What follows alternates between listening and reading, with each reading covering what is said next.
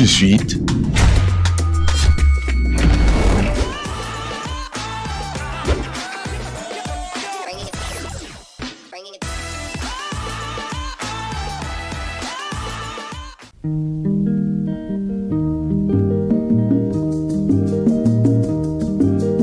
mikolo tosekelaki na mosolo ya mboka Kongo ekoki tofungwani misolelo tomoni bozoba nyonso tosali po ya kobongisa Kongo aveni ebongi tosala moto nyonso ata mwana Kongo ya mosolo mpembe ya nzoku.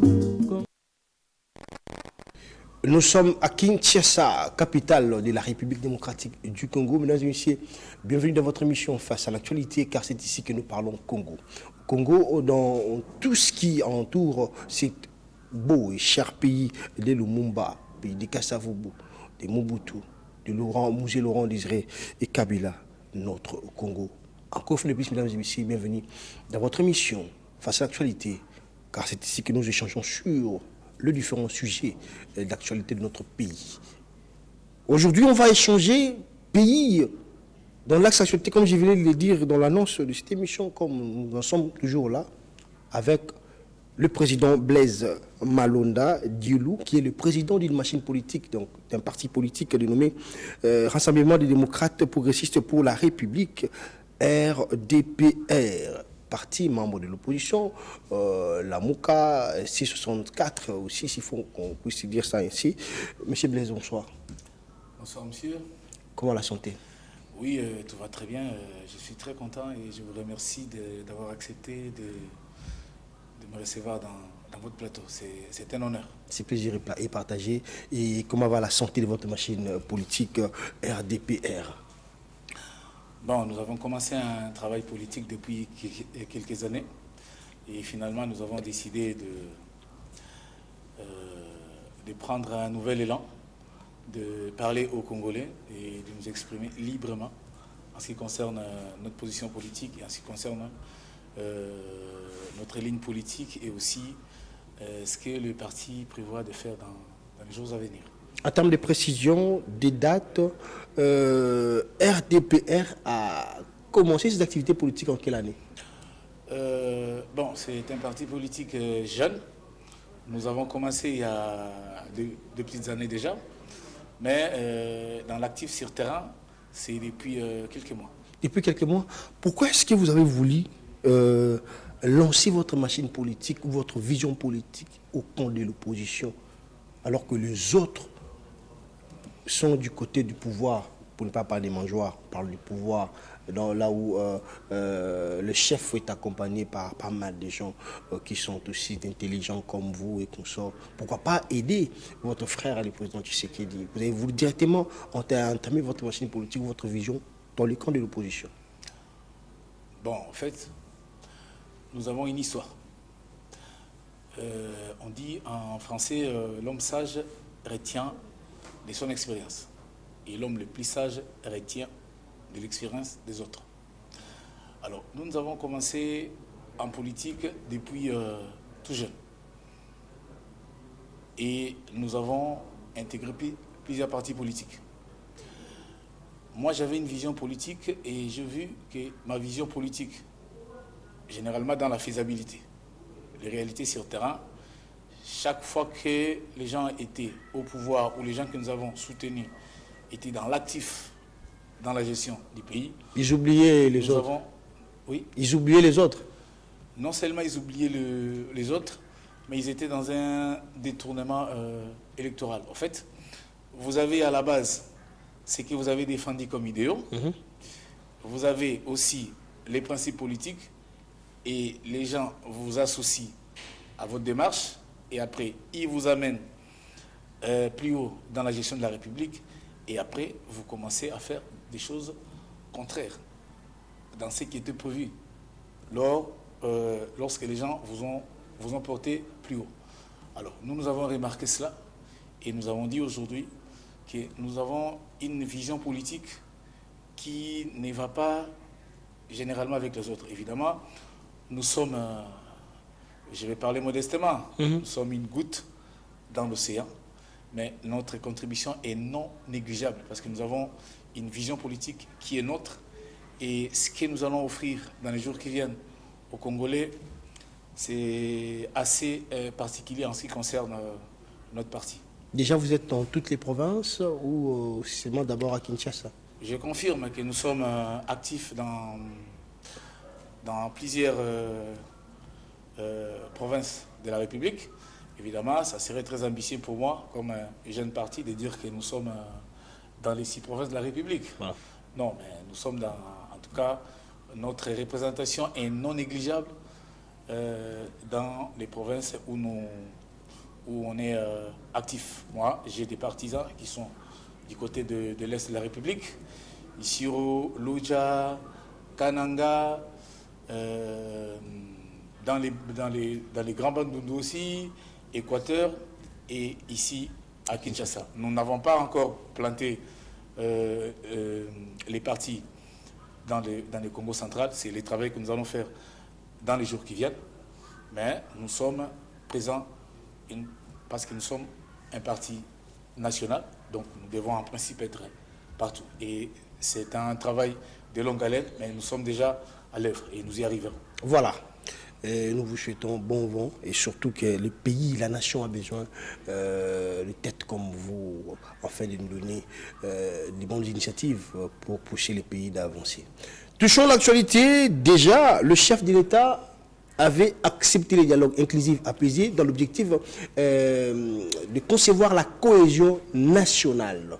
Dans l'entrée des jeux, avant que nous puissions décortiquer le deuxième point, dans le tout premier point où nous m'attelle sur le dialogue, comment avez-vous appris cette initiative du chef? Est-ce que c'est un acte fait par pression de l'opposition, donc vous êtes membre, ou c'est une initiative de paix qu'il a voulu, c'est dans ce sens-là qu'il avait accepté ce dialogue? Ou c'est de l'hypocrisie, carrément, si vous pouvez le dire? Non, vous savez, la République s'est construite par rapport aux valeurs morales, par rapport à son histoire et aussi par rapport à ses valeurs spirituelles. Nous avons une histoire dans ces pays ici. Et aujourd'hui, je pense que ceux qui nous regardent voient ce que nous faisons pour le pays. Depuis quelques années, nous piétinons. Aucun effort n'aboutit, aucun effort ne donne le résultat attendu par notre peuple. Donc il était temps que nous puissions nous retrouver autour d'une table, de parler Congo.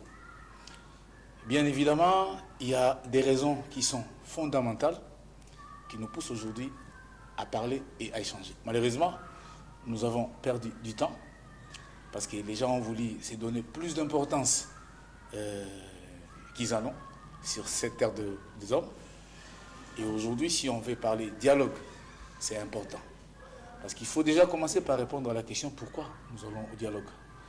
Et si nous donnons des éléments de réponse à ces dialogues, nous comprendrons bien évidemment qu'il était temps. Parce que nous avons perdu trop de temps. Déjà, on parle des causes qui sont profondes. Et ceux qui sont un peu plus intelligents que nous, pour parler modestement, bien évidemment, ils ont réfléchi sur comment doit se dérouler ces dialogues. Moi, dans mon parti que je représente, nous avons commencé de parler, de souhaiter qu'il y ait un dialogue franc entre les Congolais depuis la nuit des temps. Mais malheureusement, les gens étaient têtus. Aujourd'hui, puisqu'on en est, c'est très bien. Nous verrons bien si les volontés vont aller jusqu'au bout. Et nous, tout ce que nous souhaitons, c'est de parler, d'échanger, de trouver des solutions à la crise qui sévit au pays depuis quelques années. Savez-vous, Président Blaise, savez-vous que la responsabilité est partagée quand on parle de se mettre ensemble autour d'une table pour essayer de réfléchir pour l'avenir du pays? Même l'opposition dont vous êtes membre, il y a vraiment la dichotomie visible dans votre manière d'œuvrer aussi. On devait sentir la cohésion dans votre camp.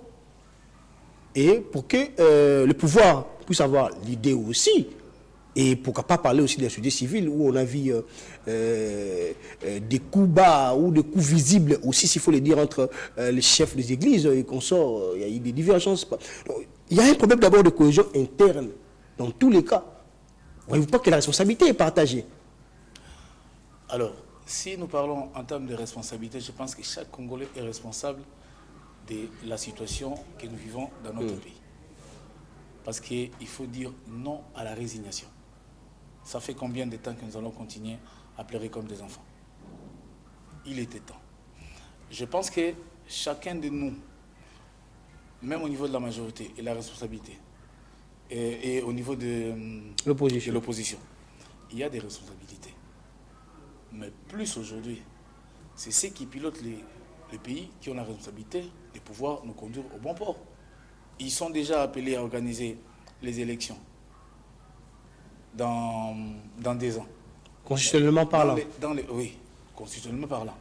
Mais dans les concepts du Congo actuel, comment voulez-vous organiser les élections sans l'Est de la République? Vous rejoignez le président de la République qui avait dit qu'on ne peut pas penser aux élections actuellement vu les enjeux sécuritaires. Là, vous le rejoignez. Je ne suis pas en train de dire ici que toutes les idées, quelles que soient les tendances, sont forcément mauvaises. Merci pour l'honnêteté intellectuelle. Voilà. Dans les contextes du Congo actuel, on ne peut pas organiser les élections. Mais puisque nous devons organiser ces élections, ipso facto, il faut que nous créions des conditions qui... Créer aussi un cadre où vous pouvez mettre en place des initiatives. Créer des conditions qui nous permettent, en temps utile, d'organiser les élections. Et ce sont ces conditions-là que nous devons créer maintenant. Et c'est la responsabilité de tous. Bien évidemment, le président Félix Tshisekedi a une responsabilité première en ce qui concerne ce que nous voulons pour la République. Parce que là, la République piétine et il est temps qu'on prenne conscience et que nous tous, nous mettons ensemble et que nous discutions sur la crise et que nous trouvons des solutions. Et cette fois-ci, je pense que nous, la nouvelle classe politique congolaise, nous amènerons les gens à être honnêtes et corrects envers la République. Parce que quand nous souffrons, généralement, quand je les regarde tous, quand vous voyez la ville de Kinshasa aujourd'hui, qui constitue le miroir de la République. Du pays, voilà. Vous voyez l'image de la ville de Kinshasa. Des embouteillages, pas des routes. À qui lui-même le président avait reconnu un lieu. Il est devenu très infernal. Mais nous ne souffrons pas que nous, de l'opposition, même eux aussi souffrent. Lui-même, le chef avait dit qu'il a honte de chocolat avec ses invités de marque. Nous avons techniquement les éléments de réponse qui peuvent aider les pays à décoller. Parce que nous avons réfléchi. Nous sommes des hommes de terrain. Moi, j'explique à tous les Congolais. Je dis, les diplômes, c'est sur les CV. Mais les potentiels, c'est sur terrain. C'est là où vous devez travailler et donner des résultats. Mais maintenant, les conditions des résultats doivent être favorisées par les politiques que nous sommes. Bien évidemment, moi personnellement, je suis dessus par la gestion de la République, par M. Félix Tshisekedi, et je ne sais pas aménager avec lui dans le sens où nous qui l'avons porté à un certain moment, nous avons pensé qu'il va conduire le pays au bon port, mais là on est dessus et il est temps que nous-mêmes nous prenions conscience et que nous puissions demander au peuple de lui retirer les bâtons de commandement et d'en donner à ceux qui sont capables. Êtes-vous sûr que le problème du Congo, c'est seulement le président Félix Tshisekedi ou le problème du Congo, c'est l'homme congolais? D'autant plus que vous avez dit que vous, avec votre machine politique ou votre camp politique, vous avez eu vraiment du temps pour parler dialogue, pour marteler sur les enjeux qui entourent ce dialogue et surtout son importance et son impact. Mais où est le mal si le président de la République dit qu'on peut dialoguer qu'avec ceux qui n'ont pas des armes, comme vous, qui n'avez pas des sangs d'autres Congolais et consorts? Où se trouve le problème? Parce que le camp de la Moka, le camp de 64 n'en tient même pas compte et pense que tout le monde doit se mettre sur la table pour en parler. Alors, les sangs de ceux qui nous ont laissés, leurs familles diront quoi? Parce qu'il y a ceux qui sont condamnés à mort. Si nous allons comme ça avec cette initiative de dialogue, ils vont être parfois graciés, amnistiés et consorts. Mais on va couper là qui va kolobanini. Mais vous savez, mon ami, chaque fois qu'on veut orienter ses idées et poser des actes, il faut toujours mettre en amont la question du pourquoi. J'ai dit tout à l'heure, pourquoi nous allons au dialogue? Vous savez que personne ne vous trompe. Ce que je vais dire ici est vérifiable dans la vie de tous les jours. Tout ce que vous mettez sur du faux est faux. C'est une certitude mathématique. D'où est partie les crises dont nous connaissons aujourd'hui? D'abord, c'est le hold-up des élections de 2018. Les gens se sont entendus et puis après, ils se sont embrouillés et les pays en souffrent. Maintenant, aujourd'hui, il faut que nous puissions rentrer où nous avons perdu notre chemin. Il faut rentrer là-bas. Il ne faut pas laisser plus de temps aux amis qui sont à l'Est. Parce que plus ils sont là, plus ils organisent, plus ils prennent de la force, plus ça va être encore, je ne dirais pas compliqué, mais plus les prix à payer sera conséquent pour traiter les problèmes à l'Est de la République. Parce que nous ne devons pas ignorer que la souffrance de notre peuple ne doit pas nous laisser indifférents. Moi, j'ai demandé à tous mes partisans de dire non à la résignation. Le pays va très mal. On ne peut pas continuer à accepter ça. On ne peut pas rester. C'est-à-dire, on ne peut pas continuer à rester passif. Il y a des compétences dans ces pays pour redresser les choses. On ne va pas laisser les gens. Bien évidemment, si les gens sont incompétents et si les gens ne sont pas capables de donner des vraies solutions au peuple, il faut abandonner les bâtons des commandements. Les pays nous appartiennent tous. Nous n'avons nullement besoin de pouvoir rester passifs et regarder les gens faire des choses alors qu'il y a des vraies compétences. Voilà.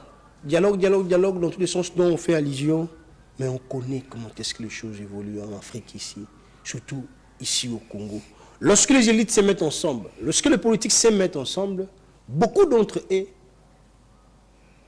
amènent leur cahier de charges pour attendre au finish des postes ministériels, des dominations et consorts. Pensez-vous que ce dialogue inclusif va être particulier ou exceptionnel que tout ce qu'on a vécu à l'époque où l'histoire nous retrace? Est-ce qu'il y aura quelque chose du nouveau? Vous savez, hein, la réussite dépend de l'honnêteté que chacun va devoir apporter. Les gens ont été pas honnêtes et pas corrects vis-à-vis du pays. Et je dirais même qu'ils ont été très égoïstes. Parce que si une seule minute, ceux qui avaient pris les bâtons de commandement de ces pays avaient été honnêtes et avaient pensé à nous tous ici, aux autres, même la situation que nous vivons aujourd'hui ne serait jamais possible. Mais c'est parce qu'ils ont été égoïstes. Mais pour cette fois-ci, aussi longtemps que ça sera possible d'échanger et de dialoguer, si les gens sont corrects, honnêtes, on peut y arriver. Il suffit de les vouloir. C'est une question de volonté politique. Et que chacun de nous dise, on sait, j'ai été égoïste, je me suis trop occupé de moi. Maintenant, je vais essayer de donner un peu aux autres ce que j'ai de meilleur. Moi, je ne suis pas pessimiste. Mais je ne suis pas en train de dire aussi que le dialogue est une solution absolue dans la réussite de ce que nous cherchons. Mais je pense que c'est une voie obligée.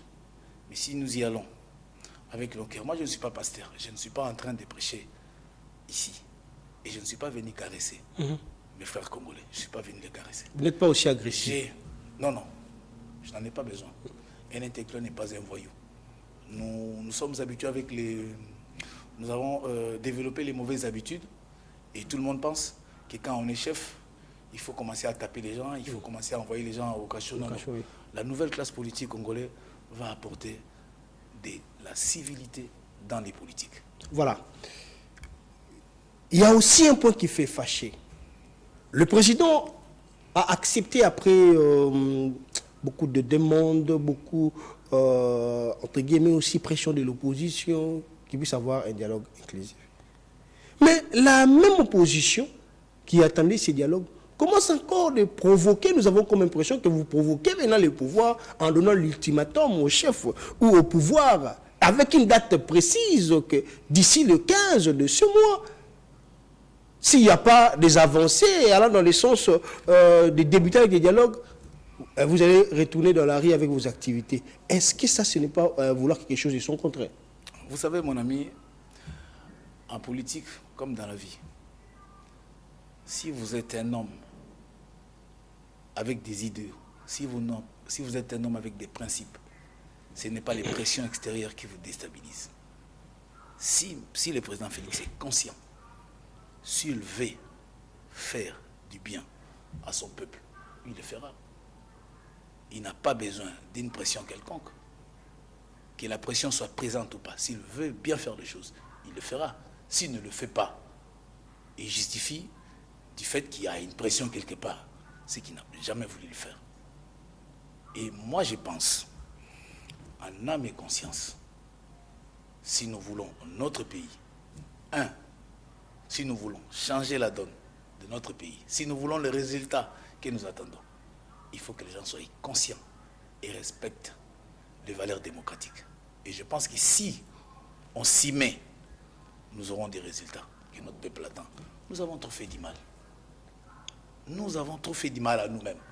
Je vous ai dit ici, quand vous regardez les embouteillages, tout ça, etc. Ce n'est pas seulement pour les pauvres, même les riches, même ceux qui dirigent. Ouais. Tout le monde souffre. Tout le monde souffre. Qui se plaît de circuler dans la ville de Kinshasa aujourd'hui? Même le chef lui-même. Je ne parle que de Kinshasa. J'ai dit ici que Kinshasa était les miroirs. C'est ce que nous voyons, c'est les miroirs, c'est les visages de la République. Si le visage de la République est tel que nous voyons là, est-ce que nous ne voyons pas? Qu'est-ce qui se passe? Vous voyez, il faut vraiment que les gens prennent conscience que ça ne peut pas continuer. Il n'y a pas un seul domaine de Congo aujourd'hui où les choses marchent. Dans les domaines de l'emploi, tout le monde souffre. Dans les domaines de la santé, il y a une souffrance terrible. Même nos aînés qui sont retraités, est-ce qu'ils sont rémunérés conséquemment? Toutes ces choses. Il n'y a pas de réforme. Depuis que le président Félix est au pouvoir, qu'est-ce que les Congolais peuvent retenir de lui? De maigres bétons que vous voyez là-bas. Mon ami. Vous parlez de maigres alors que ces chantiers se sont applaudis par les Quinois.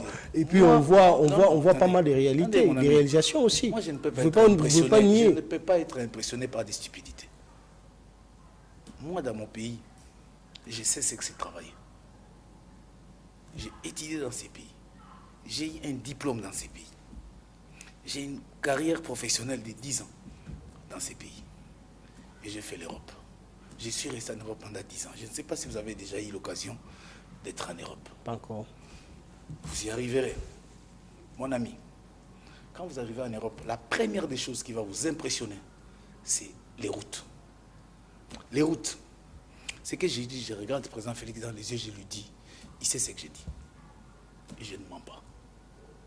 Quelqu'un qui a vécu ça toute sa vie, quand vous prenez les commandes de votre pays, vous reproduisez. Vous devez refléter ce que vous avez. C'est impossible d'avoir Félix Tshisekedi au pouvoir et de vivre tous les scénarios que vous voyez ici. Mon ami, ça ne se conçoit pas. Et nous, quand nous allons prendre les commandes de ces pays, nous allons tout changer. Et ça va changer. Les émissions restent, surtout ce que nous parlons. Peut-être les gens qui nous suivent auront les extraits pour vous demander au président Blaise. Malheureusement, je ne suis pas un prétentieux.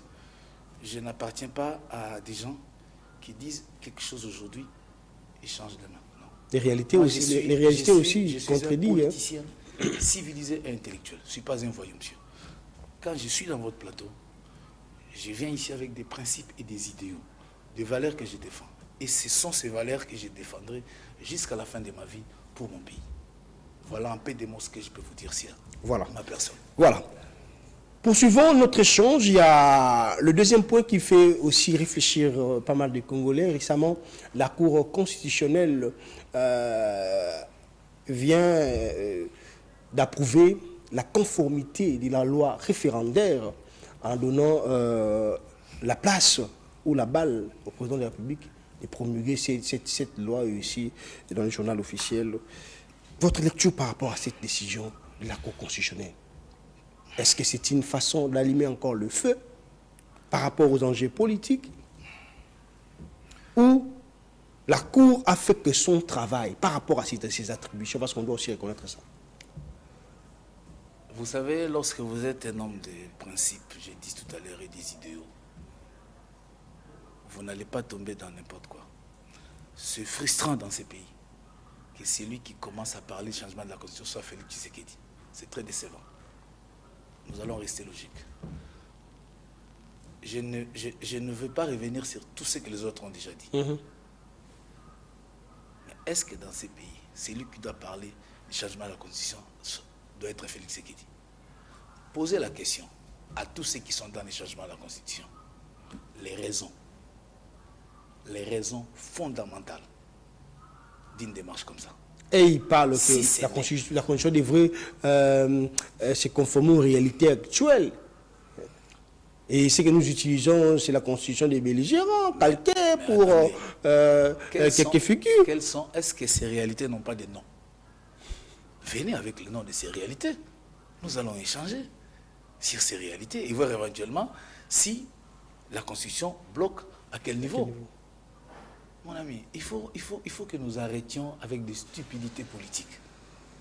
Nous avons commencé ces pays avec Mobutu. Nous sommes passés Kabila, le père, Kabila, le fils, aujourd'hui le président Félix Tshisekedi. Regardez comment les pays sont en train de piétiner. Plus d'une cinquantaine d'années, nous piétinons, mon ami. Ça, ce sont des méthodes qui nous retardent inutilement. Il y a des gens à qui on donne trop d'excès de pouvoir ou d'importance inutilement. Je vous regarde, monsieur. Pourquoi nous devons changer la Constitution aujourd'hui? Je n'ai pas le droit de poser des questions. Mais moi, je suis perdu. Alors qu'il parle de réalité. Vous voulez cela qu'il puisse citer ces réalités-là. Est-ce que vous savez que dans ces pays, nous devons avoir le respect de nos héros, des gens qui nous ont accompagnés dans ce que nous avons aujourd'hui. Si nous n'arrivons pas à conserver le paix que nous avons aujourd'hui, même le gros que Dieu pourra nous donner demain, nous n'allons pas les garder. Est-ce que vous savez que dans ces pays, il y a des gens qui sont morts à cause de cette constitution? Tout le monde parle de Rossi Mukendi. Ah oui, hein? Tout le monde parle de Thérèse Kapangala. Thérèse Kapangala. Mais moi, je vais vous ajouter un nom aujourd'hui. Papa Bernard Lifafou, ici. Ce monsieur a reçu une balle. On l'a amené ici à l'hôpital... Cinquantenaire. L'hôpital militaire de Kankokolo. Après, il est décédé. À l'époque, c'était Kabila qui était au pouvoir. On l'a amené à la morgue de l'hôpital général. Jusqu'au jour où je vous parle, son corps n'a jamais été retrouvé. Je cite son nom. Sa famille à Lingwala ici, Papa Bernard Lifafou. Est-ce que vous trouvez que ces morts-là ne valent pas la peine? Lumumba est mort dans ces pays. Est-ce que nous avons capitalisé cet effort? Ces sacrifices, est-ce que nous l'avons capitalisé? Il faut quand même que les gens prennent conscience, avoir un minimum de respect sur des efforts comme ça. Quelqu'un qui sacrifie sa vie, même si aujourd'hui Lumumba a été élevé au rang d'héros national, c'est bien bon. Mais est-ce qu'aujourd'hui son sacrifice est capitalisé? Est-ce que si Lumumba nous voit aujourd'hui, les Rossi Mukendi, tous ces mondes que nous est-ce qu'ils sont honorés par rapport au combat qu'ils ont eu à mener dans ce que nous faisons aujourd'hui? Je crois que si nous voient aujourd'hui, ils ne vont même pas donner une goutte de leur sang. Et c'est une honte pour nous qui sommes restés. Parce que nous devons avoir un respect absolu sur des gens comme ça. Et c'est bien dommage et c'est frustrant qu'aujourd'hui, ce soit M. Tshisekedi qui parle des changements de constitution. Sans que, je dis bien, je défie quiconque. En commençant par le professeur Mbata, qui a peut-être amené M. Félix Tshisekedi dans une démarche stupide comme ça. Qui nous explique? Qui l'explique aux Congolais? Pourquoi une telle démarche? C'est pas compliqué. C'est pas compliqué. Pour expliquer aux gens, voici ce que nous... Et ils donnent des explications. Mais quelle explication? Vous avez entendu? Dites-moi.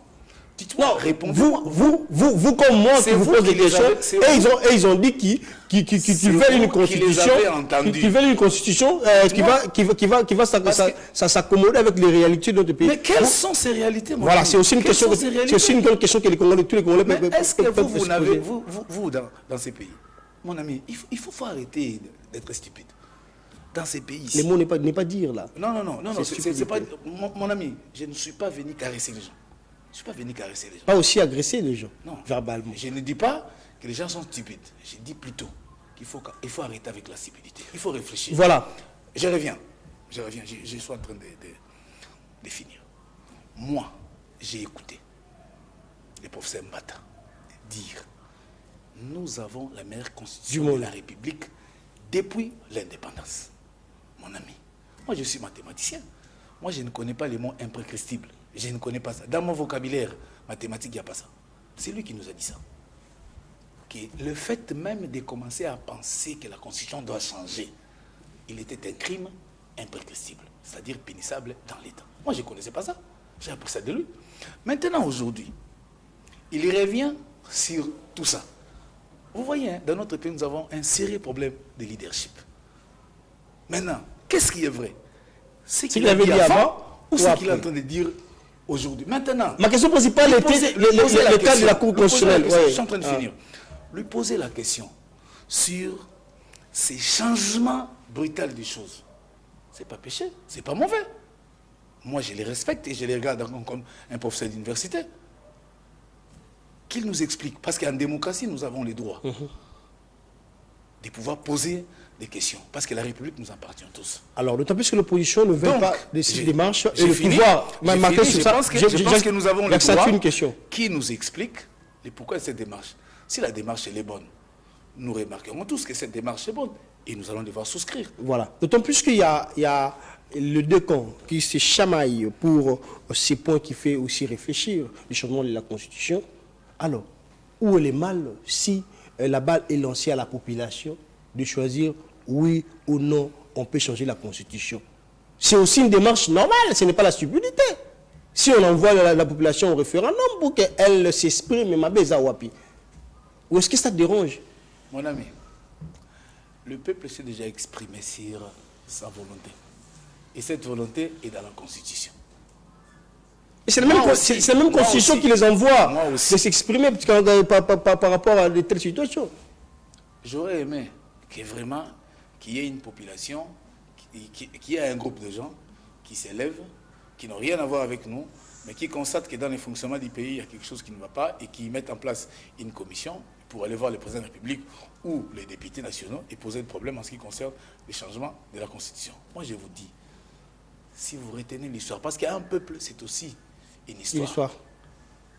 Ce n'est pas dans ces pays c'est qui doit parler du changement de la Constitution. Regardez toutes les images. Regardez toutes les images. C'est lui qui nous a dit ici que si M. Kabila, à l'époque, change la Constitution, nous allons rester des esclaves. Qu'est-ce qu'il ne nous dit pas? Qu'il va s'installer un système dictatorial dans les pays. Lors de son point de presse, il était aussi clair. Il a dit que lui n'est pas demandeur, mais si la population lui fait cadeau, il va accepter. C'est ce que j'ai dit ici. C'est les côtés mauvais leadership que nous avons. Aussi, moi, pourquoi?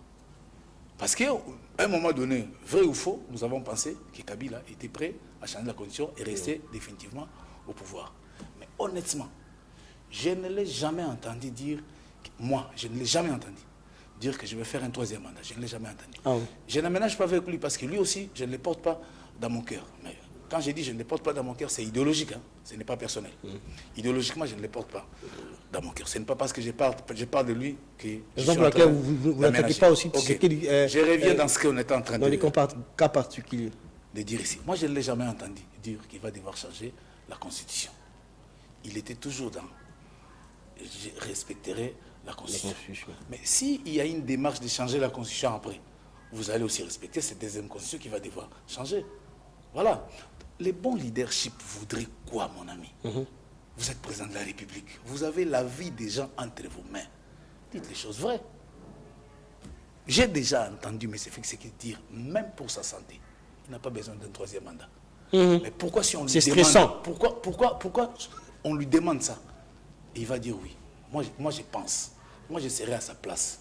Je dirais, nous allons changer la Constitution pour X, Y, Z raison.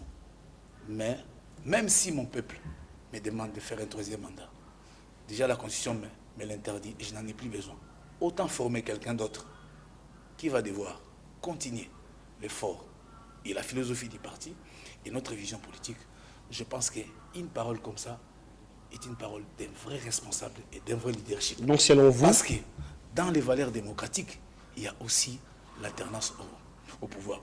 tout ce que nous développons comme méthode aujourd'hui va nous retarder sérieusement et nous perdons du temps et notre peuple en souffre. Donc, selon votre lecture, tout ce que nous constatons actuellement, l'acte posé par la Cour constitutionnelle va seulement allumer les feux. Honnêtement, je pense que si nous allons dans ce sens, nous serons très partagés et, disons, je ne parle pas de partager, nous serons tellement divisés. Et dans ce que les pays civilisés aujourd'hui, nous avons besoin d'être ensemble. Quand vous avez des choses qui vous divisent sérieusement comme ça, c'est l'ennemi qui va en profiter. Donc ça sera à prendre ou à laisser. C'est eux qui voient, hein. C'est eux qui ont la commande du pays. S'ils pensent qu'ils bon, peuvent aller avec ça comme ça, bon, on verra bien. Mais moi, j'ai dit tout à l'heure, moi je ne suis pas un pasteur. Mais moi je préviens. À un moment donné, ce peuple va suffoquer. Ce peuple va se réveiller. Et personne ne va rien maîtriser. Il faut faire très attention. La dictature, l'autocratie, dans la gestion du monde, ce sont des méthodes qui sont dépassées. De toutes les façons, si vous voulez avoir des problèmes avec votre peuple, dans les conditions du Congo actuel, il faut être dans ça. Vous avez dit que vous n'êtes pas un pasteur. Je ne pense pas que vous êtes aussi un prophète des malheurs. Non, moi je suis un prophète des malheurs. Mais mon ami, ce n'est pas moi qui ai dit que tout se paie ici-bas. La vie est un boomerang. Si vous faites le bien, ça vous revient. Si vous faites le mal, ça vous reviendra. Il n'y a pas moyen de faire autrement. Voilà. Nous avons des principes qu'il faut respecter. Si vous êtes clairvoyant, vous comprendrez ce que je suis en train de dire. Voilà, il s'agit de M. Blaise Malonda Diolou, qui est le président du parti politique RDPR. C'est avec lui qu'on a parlé des pays. Nous sommes à la fin de notre entretien. En regardant votre caméra, quel message lancerez-vous à la population qu'on laisse d'une manière générale et aussi à la classe politique d'une manière brève? J'adresserai d'abord mes mots à tous les Congolais. Je vous dis que le RDPR est ouvert aujourd'hui à tous les Congolais. Venez souscrire. Nous, notre cheval de bataille, c'est vous les Congolais. Vous les Congolais qui travaillez. Nous allons vous proposer une démarche où chaque Congolais qui sait travailler, qui sait s'élever et aller travailler, aura de la place dans notre société. Et tout ce que vous voyez comme souci dans les contrats de travail, dans les salaires, nous avons une politique que nous avons définie pour que vous soyez soulagés. Dans les jours qui viennent, nous vous donnerons un calendrier où on vous donnera plus de détails, les éléments techniques en ce qui concerne ce que nous voulons apporter dans notre pays. Pour la classe politique, l'opposition particulièrement, j'ai dit, il faut consolider les efforts. Nous n'allons pas nous battre dans ces combats de démocratie en ordre dispersé. Nous ne les gagnerons pas. Et le temps nous est donné d'être ensemble et d'aller vers la solution aujourd'hui qui semble évident, les dialogues inclusifs. Voilà, c'était là le dernier mot pour cette émission du président Blaise Malonda Diolou, président du parti politique RDPR, parti membre de l'opposition, la MOCA bien sûr, mais aussi C64. Merci d'avoir répondu favorablement à notre invitation et aussi d'avoir répondu exactement à nos différentes questions qui touchent l'actualité de notre pays. Je vous remercie. Alors, vivez 100 ans et surtout prenez soin de vous car chaque jour est une vie. Merci à la grande équipe technique de la télévision d'éducation. Restez branchés au programme de votre chaîne. Au revoir.